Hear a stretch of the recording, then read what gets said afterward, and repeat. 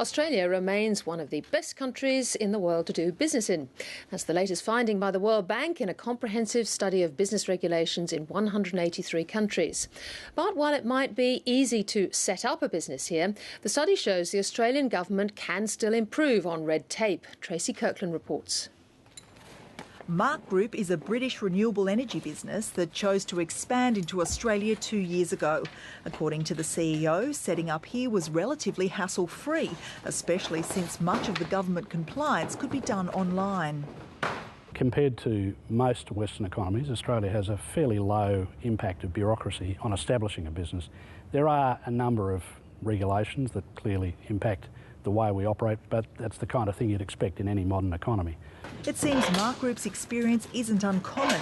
In the latest Doing Business annual report, the World Bank has ranked Australia as the second easiest country to start a business in, hot on the heels of New Zealand. And Australia ranks very well in, for instance, in the speed of registering a business. We rank second in the world there. It can be done very quickly online. It is easy to get going and starting, but once you get going, all the problems start to come in around compliance and contract law, and you find that people have been in their own business for a few years start to really feel pressure from having to deal with the compliance.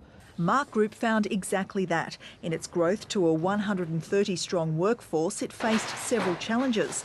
Most difficult was the constantly changing government policies about renewable energy and the reluctance of banks to offer finance.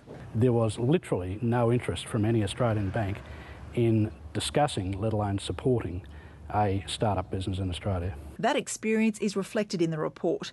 In a list of 183 participating countries, Singapore ranked overall as the easiest country to conduct business in, followed by Hong Kong and New Zealand. Australia came in 15th, down from 11th last year. Getting credit is easiest in the UK. Australia came in 8th. Australia ranked 37th in the cost and ease of obtaining electricity, 42nd in dealing with construction permits, and 65th in making sure investments are secure, which gives it plenty of room to improve. I think we ought to start being more interventionist, not in protection, not in helping, giving people a leg up where they don't deserve it, but just in making sure that there's fairness in the marketplace and the people that are going to innovate can innovate. And at the moment, I think that the fact that we're 15th shows that we've failed in that area, and we should be up there in the top 5. We should always be in the top 5 in that area. Despite the hurdles, what would Robert Grant say to businesses considering Australia? It's probably reasonable to say to them that Australia has a buoyant, stable economy and that the barriers to entry are relatively low, and they should go for it.